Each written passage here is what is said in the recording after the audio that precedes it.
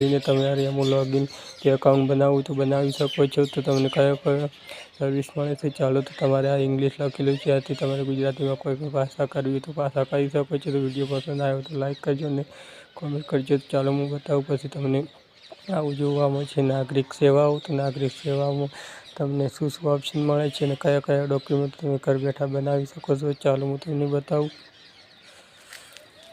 તો દોસ્તો ગુજરાતના કોઈ પણ આમ નાગરિક આમાં રજીસ્ટર કરી શકે છે અને કોઈની ઓફિસ કે એવું હોય તો પણ ચાલો હું તમને સેવાઓમાં કઈ કઈ સેવાઓ મળે છે તો તમારે નીચે સ્ક્રોલ કરવાનું છે। આ પોર્ટલમાં તમને નાગરિક સેવા અને ડિજિટલ સેવા સેતુ તો ચાલો હું તમને બતાવું કે તમારે નાગરિક સેવા ઉપર ક્લિક કરવાનું છે। નાગરિક સેવામાં કેટલી સેવાઓ છે તો ચાલો હું તમને બતાવું કે ટોચની ડિજિટલ ગુજરાતની સેવાઓમાં તમારે આવકનો દાખલો બનાવી શકો છો। રેશન કાર્ડમાં નામ પ્રમાણપત્ર સિનિયર સિટીઝન આવકનો દાખલો બાબત ઉંમર વિધવા પ્રમાણપત્ર એવું બધું તમારે આ ડોક્યુમેન્ટ બનાવો તો તમે આ ડિજિટલ સેવાથી બનાવી શકો છો। તમારે કંઈ પણ જવાની જરૂર નથી। તો વિડીયો પસંદ આવે લાઈક કરજો।